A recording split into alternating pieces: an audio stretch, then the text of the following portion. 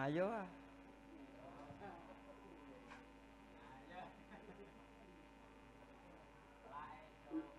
Ayo.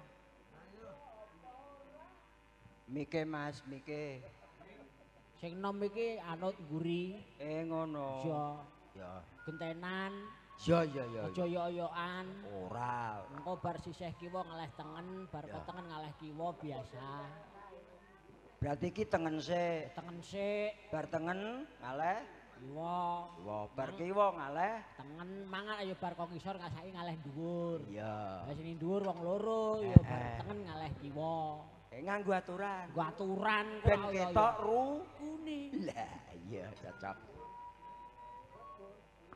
Sugeng dalu para pamirsa, monggo mirsani kesenian kula.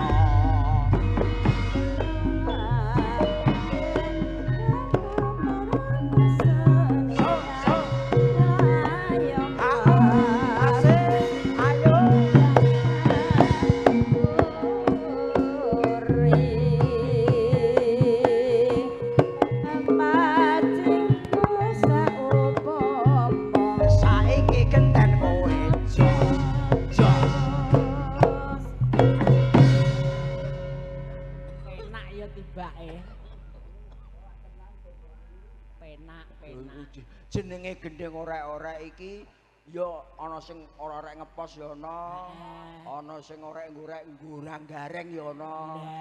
Perakane akeh. Ya tepenak iki diposno terus dianem parian. Lho iya.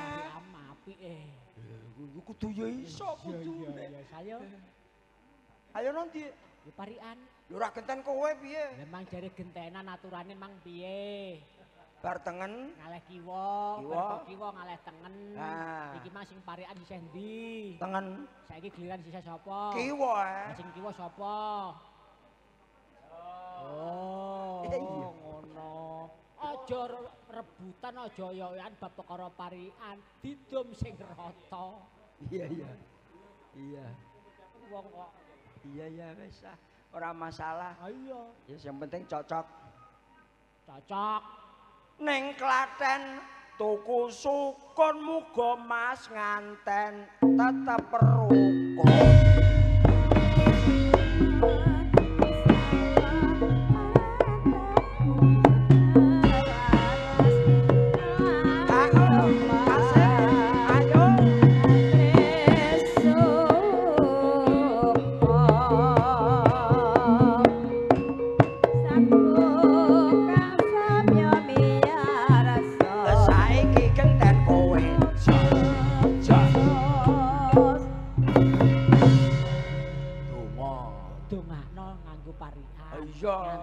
Mantene. Nang Klaten tuku sukun muga-muga Mas nganten tetep rukun. Donga yo. Mang ngantene saiki dongano sing digawe sing sepuh tuwa. Bener yo gentenan. Ayo gentenan. Lah ya kowe genten. Lapo kok aku? Lho ki aja ngono, Dik. Nyapa kok? Jare ngejak gentenan bar kok kiwa ngaleh tengen bar tengen ngaleh kiwa. Iki mang sing parian sisih ndi? Oh, sisih kiwa. Kiwa. Saiki berarti giliran sisih tengen. Sing manggon tengen sapa? Ada iso kok. Aku terus iki piye? Lembah wong manggone nyatane ya ngono ndak masuk aku pe ngoyok. Ngono. Iya. Iya. Iya lah kayak ping pindho kok. Apa enteng. Iya. Sing penting nyambut gawe. Nyambut gawe. Nyambut gawe. Gawe ikrak bringe tuwa sing nanggap ketho pramuga panjang yuswa.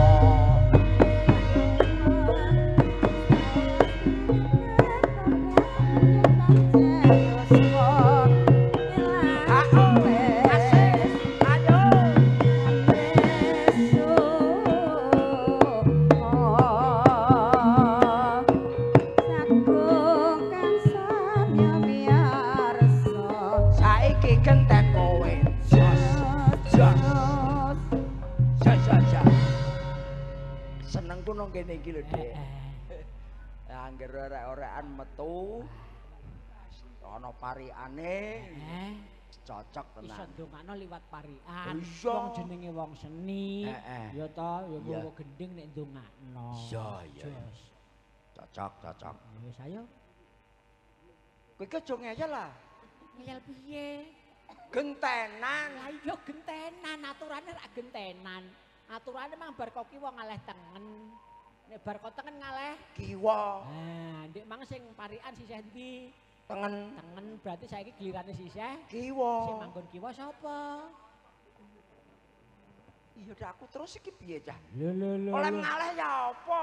Lho sing ngerti ya sapa aku dhewe ora krasa roh ning kene kok. Ngono. Ah iya. Oh jenenge joget. Wong jenenge joget ora krasa.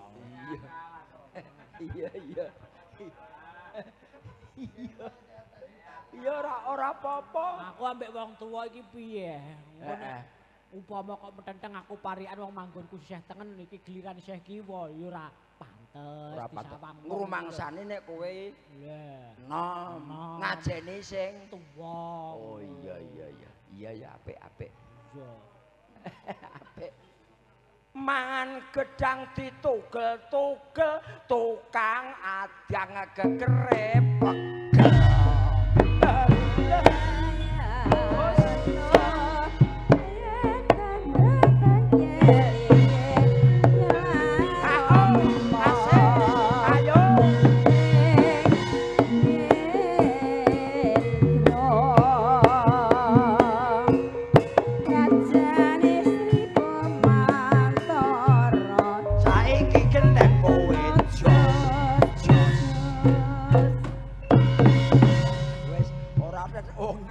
Enggel barang ora usah kowe.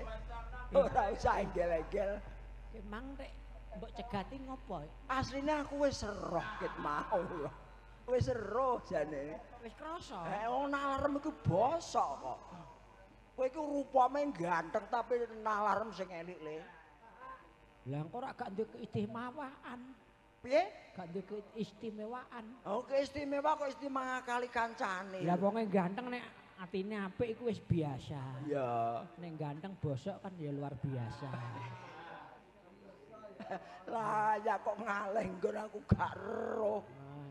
Tak lirik kok bocah iki ape ngaleh. Aku ora langsung tak stop kok ngarep. Ya alhamdulillah iki mang gedinge wis rampung. Gedinge wis rampung. Rampung apa ijeh kok? Isih ya. Ijeh. Ya nek isih ya dibacutno pariane wong isih. Piye? Nek isih ya dibacutno neh ditutupno Kok samu barang apa nek gak dirampungno ki gak kepenak. Iya. Ngono. Ya kudune ya kowe, Dik. Kudune ya kowe saiki. Lha apa nek aku?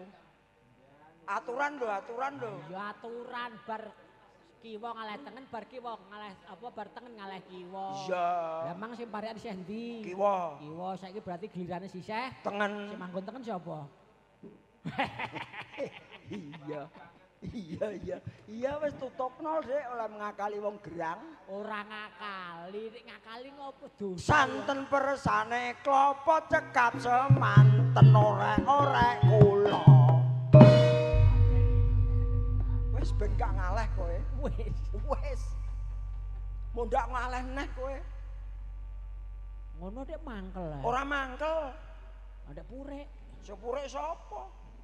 Lah dek prembik-prembik. Wajan mripat kula nduk neraca. Ngono gak nangis. Ora, cah cilik piye nangis. Lho nangis metu ilune neraca. Lilipen ora oleh. Lah dek prembik-prembik lambem. Nggih.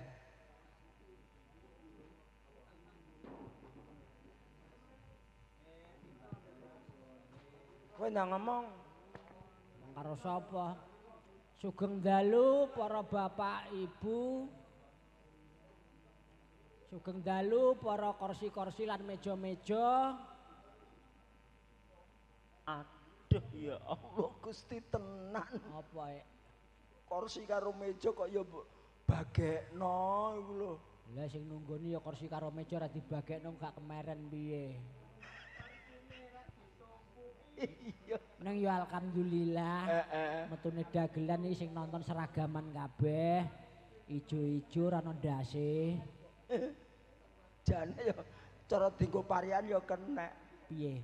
tuku lemari karo korsine muga-muga korsine dadi tumpuki korsine iya apa iya iya wah donga nek ngono malah ndongakno korsine pendarate ben ora kesel nemen-nemen ben udah mulai turu kok aja tumpuki sik Mas tratakle layu wangi nek bongkar nek bar ngetoprak lambemu ya alhamdulillah pira-pira awake dhewe rombongan toprak mustika budaya tinimbalan bapa temok sak keluarga. Amin. Melu mangah bagya kajate anggone mantokno putra-putrine. Iya bener. Lah iki saiki anjene wayahe wis yamene sapa wae sing degak ngantuk kowe ngerti tamune mang. Tamune. Wela iki piye tamune sedelok lokasine sak menambane tamune pirang-pirang atus. Bek kabeh tamu banyu mili teko lunga kowe ngerti sing tamu wedok wah sing digawa ana sing nyangking ember gedhi ana sing gendong dunak roh kowe isine lah kemarin aku turu cah kowe ya roh lah aku ya mang sidane roh asline ya gak roh penasaran lho iku isine sing digawa apa aku ya ngono ngertine wong do teko tamu wong buah perukunan ana sing ibu-ibu nyangking ember jeng gendong dunak kowe kok ora isine Dik lha wong kamare tak inceng kamare tak inceng lho kowe iku dagelan pencilaan iku lha apa pencilaan lha teko kamar bareng lho apa lha aku penasaran gak ngerti isine ya timbang tak angen-angen engko sesuk awakku katisen kalau aku nginceng kamar buktekno dibongkar dunake embere mang isine apa apa Dik ana sing nggawa gula pirang-pirang kilo gula beras pirang-pirang kilo mine pirang-pirang bungkus welah bek omahe ya mertandakno Pak Temok karo Bu Temok ya iki anggone cara wong tetanen nandure berhasil sukses ya aku mang melok seneng ati iku iya wah mumpung iki gulane Pak Temok pirang-pirang iya berhasil ya agih aku ngono iya aku nemoni sing wedok nemoni sing digawe Bu nuwun sewu mengke nek kirane toprak ampun rampung kula nyuwun gulane 2 kilo aku dak ngono kowe kok mentolo meneh dodot Gusti dagelan kok ndrumus lah piye mentolo ra mentolo kabeh kahanan wong aku nyambut gawe ngene ya karep menyang igo gak arep bayaran. Lah kok iso? Wis tak jaluk Dik Naneng go bayar bank. Alah. Lho kowe kok mentolo nembung jawab karo sing digawe piye maksudmu? Lah nek oleh ra ya luwung. Apa diweki tenan? Lho nek piyayine lomo kok rumangsamu kaya kowe apa mesti dilem ra karuan. Lha ngene iku Pak Temok krungu aku nembung gulane mbek sing wedok. Wong enak-enak ning jaba nemoni tamune langsung mlebu. Sopo sing ngrasani gulaku ngono wae. Ngono. Pak Temok. Iya, ya aku kepergok yo ngaku kula ya, Pak. Iya, langsung diweki. Iya. Kowe dhewe wedok ambek dirisul sirahku ngene kowe dhewe wis. Kowe dhewe wedok. Iya. Aja muni piye Dik? Aja neh kok akeh mok 2 kilo edot nek penjaluk gula. Iya. 5 kilo 10 kilo nek perlu kalau gulaku perang-perang sak gawa kabeh. Balas saking apike Pak Temok. Iya. Lah nang aku yo gak sida gawa kok. Lah nek gak sida iku. Lah piye omong aku rong bar mbok cegati omong ngamuk. Lah terus piye sidane? Tutuke urung bar iku mang. Iya terus e. Aja nek 2 kilo, 5 kilo, 10 kilo nek perlu kae lo gulaku gawa kabeh. Sing penting cocok regane. Mbok anggap dagang kula piye Pak Temok? Ora guyon. Lho gelem mentolo nembung asam ra dikeki tenan. Lek ngobane ketoprak iki mang rina wengi. Wes kono pendarate sigrake ra karuan. Iya percaya udah semangat kok. Wong niat wong urip iki nek niate wis sah ikhlas rewang. Aja mikir perkara kesel. Lah wong rewang wong digawe iki bakale ya entuk. Entuk rezeki sing akeh. Ora entuk barokah. Ora entuk kanugrahan. Oh dudu. Entuk apa? Entuk karipan. Alah iya. Ya nek karipan. Ya wis suwe wae sampe yahene. Nek omong aku mang pendarate sigrak iya to. Petel-petel. Iya. Percaya apa ora kowe? Percaya. Percaya wong sebab iki gugup kabeh lan numpuki kursi. Kepetelan berarti. Iya ora apa-apa ancen wis. Nyicil ringkes-ringkes kancane wis do balik mumpung isih ana sing wemungon. Iya. Timbangane engko sok kedupyakan. Dienggo tengok-tengok lungguh nganggur wis amene hawane ya ngantuk dienggo aktivitas ben semangat. Oh iya. Ben sehat nang awak. Iya. Ndongakno mantene. Nek mantene mbuh jemplek mbuh ora. Wis turu. Cocok.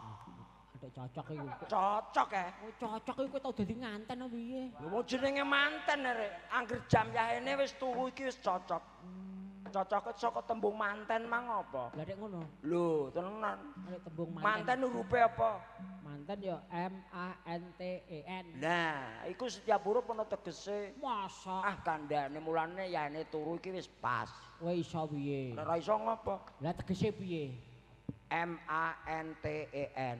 Sing M. M manunggale. Manunggale. Manunggal. Manunggal. A. Atine wong loro dadi siji. Atine wong loro dadi siji. Iya. Wong bojoan iku atine wong loro dadi siji. Dadi siji. N. Nujuwa. Menuju ya Nah. T. Tataran. Enggal-enggalo.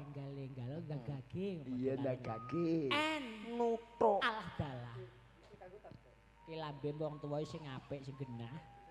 Lah wong yahene apa nek gak nutuk? Wong pendarat sedo mlek nek ape nutuk saru. Ya negatif to nampane. Ora negatif kene paling ndra. Ora iso. Paling ndra tok kono. Ora, Dik. Lah nutuk apa? Iki nutuki kado sumbangane kanca-kanca manten di awan. Awan kan tamu akeh urung kober nutuk, urung kober mbuka. Lagi saiki ngono. Rumangsamu apa? Nutuk kado. Rumangsam nutuki nutuk. Lah aku tewas deg-degan tak pikir rak nutuki kado Alah. Nutuki kado sumbangane kanca-kanca ndek awan. Sampeyan sing wis pengalaman. Iya. Kandhane mantene resepe wong omah-omah iki sing apik piye, Jal? Ya nek jenenge wong omah-omah iki ana resepe. Apa nek iki manten anyar? Ya toh? Nek kepengin rumah tanggane iki tentrem ayem, apa nek nganten anyar, kudu ngenggoni dina. Ngenggoni dina? Iya, dina iku ana pira? Dina iku ana 7. Lah, apa wae? Senin, Selasa, Rebo, Kamis, Jumat, Sabtu, Minggu. Lah, iku nek iso dicakno dienggo. Iso piye? Dadi wong omah-omah iki bali omah iki ben rukun ketok tentrem ayem. Nah, tembung Senin. Senin iki saka tembung senenga tembung sing apik lan unen-unen sing becik. Iku Senin. Senenga tembung sing apik lan unen-unen sing becik. Kok upama dikandhani sing tuwa. Nah, ning kok bab perkara apik ya digugu dienggo. Lah, iku. Kumang Senin. Bacute Selasa. Selasa saka tembung selak-selakno nek ana wektu dolanana tangga tumrape manusa. Niku Selasa. Wong jeneng mantu saka sapa ngerti saka daerah adoh. Lah, dadi wong anyar srawung karo tangga. Iya karo tangga teparo. Jalin hubungan karo tangga. Silaturahmi. Habak lu minanas. Lah dene ora kowe. Iku mang Selasa. Ya. Bacute Rebo. Rebo saka tembung kerepo sinau ben ora bodho. Sebab nganten anyar wong omah-omah. Ora ana telate jeneng wong sinau. Sampai pencate nyawa paribasane sik diwajibno golek ilmu. Lah dalan dene ya roh kowe. Iku resepe wong omah-omah. Resepe wong omah-omah. Sing Kemis. Iki sing rada angel iki. Lah apa? Kemis. Luwih becik mingkem timbang kowe omong ning lamis. Timbang ngomong kok gelakno liyan meneng. Timbang ngomong genak wong liyan ngrembug wong liyan alung meneng ngono lho. Iku saka tembung kemis. Ya. Ning kadang meneh nek wong wedok iku angel. Iya. Ning kadung nglumpuk sak bature. Nah, nek kadung rasani ya ta. Wadang iki ape meneng delalah kancane. Buka omongan. Melok omong. Nek karo petan sisan. Iya, Dik. Iya. Wis tanek ora karo. Wis karuan jenenge wong wadon. Iku mang Kemis. Kemis, Jumat. Jumat saka tembung jumbuhno kekuatane atimu. Upamane ndek karep pengen kok tuku sepeda motor, ya dijumbuhno karo kekuatane ati. Penghasilane. Duwe celengan ora? Lah, kira-kira aku ndedhe semene iki nek tanggo tuku sepeda motor anyar nyandak apa ora? Lah nek kekuatane ora nyandak ya tuku second lah ora masalah, sing penting ana wujud. Ditimbang sik manfaat lan mudarate gedhe ndi. Iku mau saka tembung Jumat jumbuhno kekuatane ati. Kekarepane ati jumbo. Nah bacute Sabtu. Gage ndang insap tembung sing wis kawetu. Contone kok kadang diperintah wong tuwa semaya ngono kadang karo grundel ngono iku ndang insap ndang eling ndang mari aja dibaleni meneh iku arep piye sing perintah ya wong tuwa lah iku Sabtu nek wong tuwa biyen ngarani Gusti Allah sing katon iya bener iku Sabtu pungkasane Minggu saka tembung luwih becik minggir Minggu. Nek ana barang sing apik pitutur apik padha digugu. Oh, Minggu. No, iku resepe. Resepe wong omah-omah. Ya ana resepe wong omah sing ngandani kae. Apa dik piye jajal? Nek kepengin kirane iki ayam tentrem, ya langgeng nek kewajibane wong lanang niki. Iya kanggo wong lanang. Iya. Iki jare ana tetembungan sesumur, sedapur, sekasur ngono kae. Manten anyar. Sesumur, sedapur, sekasur iki tanggung jawab wong lanang. Ora nyono ora ngira jebule tekem mletek. Ha, mletek ra mbok klumpukno mbok goreng sesuk. Maksudnya iki cerdas iso. Aku IQ-mu lumayan lho. Aku mbok wis pinter nek ganteng sisan. Piye, Dik? Ya aku mbok gugu jare cerdas. Iya. Pinter. Iya aku ku mbok wis pinter nek ganteng sisan. Iya. Ya piye kok ya? Iya. Atre ya iku paitam kok. Wis pinter nek ganteng ya. Ganteng. Lah mang mbok gunggung aku saiki omong ngono kuwi lara ati. Ora. Medine kesae. Ora. Aku nrimo ing pandum pancen wong wis umur oleh kok wis 8 taun iki nek rupa ngene iki ya wis wajar. Lah karo dene kowe diganjar ganteng ya percuma. Lah nek percuma. Lah cara dipasang ganteng saiki wong metu karek delok. Maksudnya piye tembungmu? Lah karek delok engkas umure wis pira? 8. Ha delok engkas iki wis bonusan. Kowe nglakoni bonus. Maksudnya delok kasih apa ndan ndi? Ya karek kowe mati ngono. Aku ora ngarani nek kowe ape budal ya ndang. Lho senajan kowe ora ngarani nek ketoke kowe meri nek mbok disiki ya. Perkara mati ki nek mbok disiki karepem. Aku ora iso mati kok. Tembungmu diomongi ora percaya. Nek jenenge apa wae iki sing kesasapan nyawa mesti bakal mati. Aku ora iso mati wis disahno negara. Omonganmu kebacuten. Ora percaya. Gak percaya. KTP ku tulisane seumur hidup. Oh. Ngono. Percaya kowe saiki. Iku mang tembung sesumur, sedapur, sekasur. Lah tegese piye? Tanggung jawabe, ya toh. Sesumur. Nek jero cetheke sumur kena dijajaki sapa ngerti jero cetheke atine wong wedok. Wong wedok rasa omong paribasane wong lanang kudu ngerti sik. Tanggap ping sasmita. Upamane kok sing wedok bar dolan kok muleh elus-elus tangane. Wong lanang gak sah takok. Oh nek ngono bojoku menawa kepengin gelang kaya tanggane kae ngono. Nek duwe celengan, duwe tabungan, duwe dhuwit ya ndang budal ditukokno. Wong wedok ben seneng atine ngono. Yalah ngono. Iku maneh sesumur.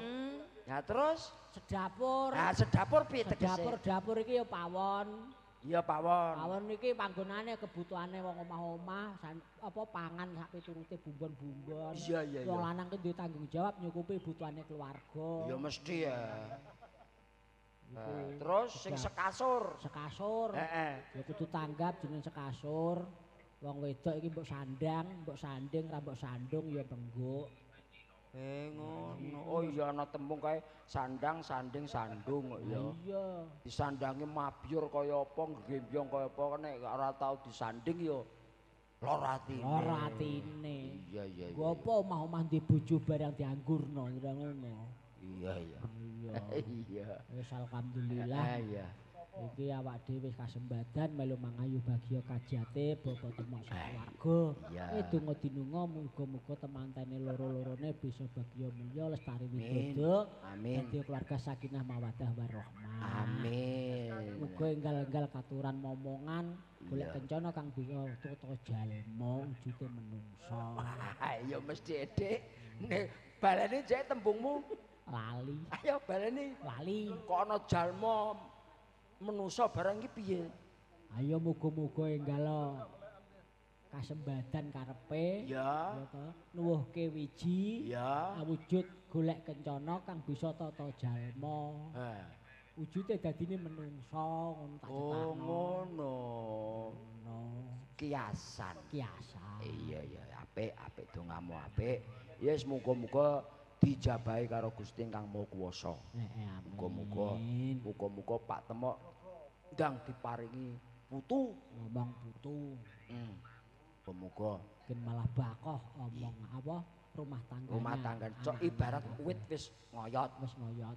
Ora gak. Muga-muga ora kengguh kahanan sing kaya ngene iki. Yo ketoke. Ate takok jam apa kowe? Iki wektune lakon iki suwunan. Lakone pundutan, rina wingi pundutan rumangsam. Jalukan iki digawe. Kok apa, Dik? Wah. Pandemen Gedeng Jawa tenan iki. Diomong ora percaya kene kok wong kene. 10:08. Iya. Iya ya diatur lah awak dhewe iki ibarate bakul. Ana wong tuku ya nek duwe ya dilayani. Didoli. Ben gak keciwa sing tuku. Iya. 10:08. Iya. Nggih 10:08 nggih. Wong iya ngono kok. Ya ngene ngono. Apa dibatalno? Batalno ora piye lambemu ana tembung kok batalno iku gak. Wis kadung ketrucut omongane kok pandemen budaya Jawa wis ngono kuwi. Kaya ora ngerti wae desa Palon, desa Klampok, mayoritas kecamatan Jepon iki mayoritas kan tandak tayub. Kesenian tayub lah gampangane. Mulane ora mokal nek pancene dulur-dulur daerah sekitar Jepon senengane tayub. 10:08 langsung mawon. Monggo, Cok. 10:08, Cok.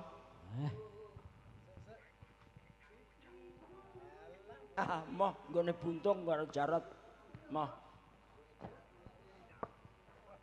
Monggo.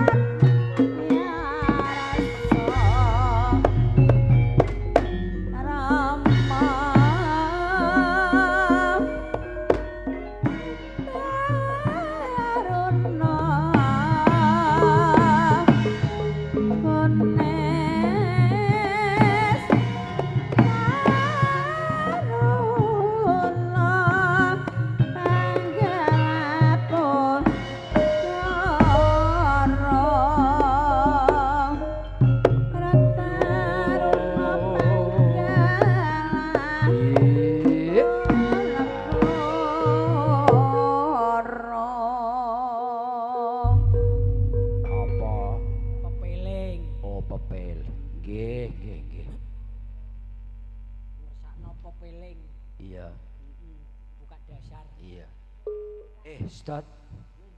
Eneng iki sing nyambut gawe ora aku mbek kowe tok. Iso gending, iso keturutan, iso kaleksanan. Awak dhewe iso gending, iso beso. Nenek panjake ora gelem nabuhi, ora makan. Mulane iki tak anut pajak ya. Mulane tak pasran sampean sing tuwa nek ngatur piye. Iya. Ben diklumpukno dienggo tuku seragam. Ngono. Iya. Padahal seragam apa? Seragam apa? Ngedos. Ya seragam manja. Ngono ya syukur seragam manja. Ngontang seragam aku pikir aku iku sampe ra ndedeg piye kok tembung seragam kok. Ya, Pak. Wong kowe wis tak cawisi seragam, wong kowe dadi papa aku kok. Lah iya. Tenan ta ora? Kowe kandhani kok rumangsamu. Wis tak tukono kain sampeyan nggo seragam. Alhamdulillah kok pangerten men. Lah aku jare ibarate raketang mbuh piye dadi anak-anak. Iya. Kudu eling mbek wong tuwa. Iya. Syukur alhamdulillah nek jeling arep piye-piye kowe anak didik sing nomor 2. Esuk iku terno apa jupuk dhewe. Maksudnya iki piye? Seragame iki lho kain sing tak tukokno tak ternono mampok. Yo apik ora kaya mbok terno. Rupane putih. Putih. Pirang meter? 7 meter. Ijek mori? Ijeh. Mori putih 7 meter. Ayo sampeyan nggo buntel kowe nggo nyeragami. Tak tanggapan dia nyari.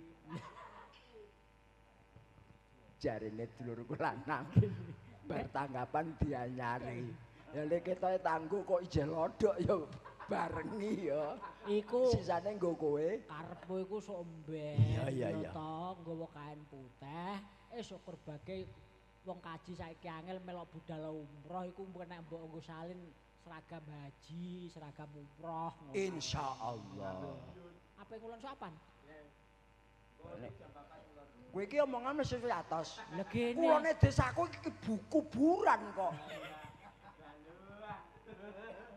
Omongan mesti sampe gedamjar marik-marik. Kowe penampam teko kono senengam kok. Lah piye maksude? Lah nek jaba krasa ya ndang ya ora apa-apa. Lambene. Kulon iki ning Mekah kono iki kapan budalmu ngono lho. Wis ora anti pengangen-angen, Dik. Gak duwe? Wis ora, wis sepuh, ora nyandak. Monggo pepeling katuran. Lagi 2:30. Pepeling, monggo dadi lagi 2:30. Lah kira-kira dirampungi jam pira? Jam itu? Ya satu tuke lakone lho, lakone Jamarulan Ratu kok. Nenono anane nane nenono anane nano.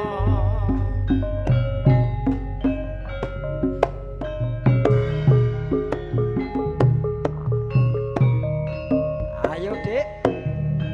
Bos.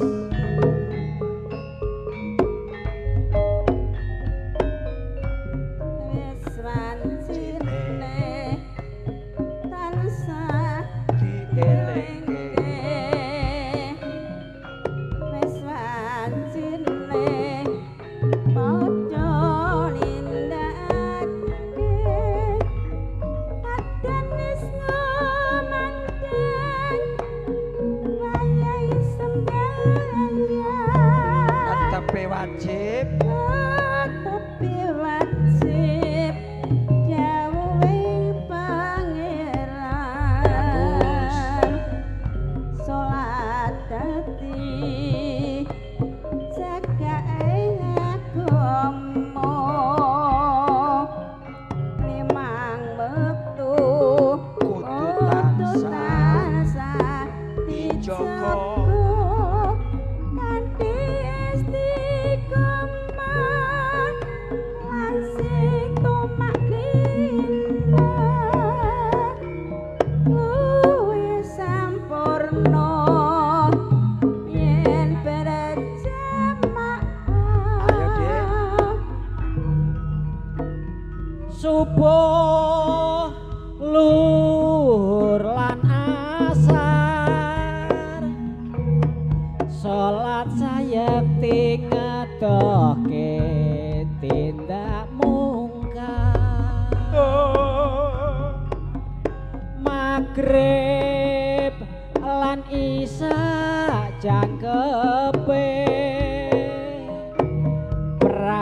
regane ditambah salat sunahe sesambrono iku perintah agama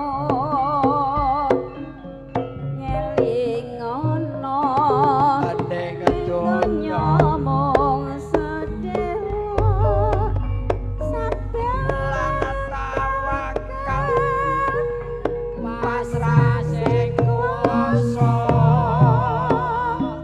yen bareng besok munggah swarga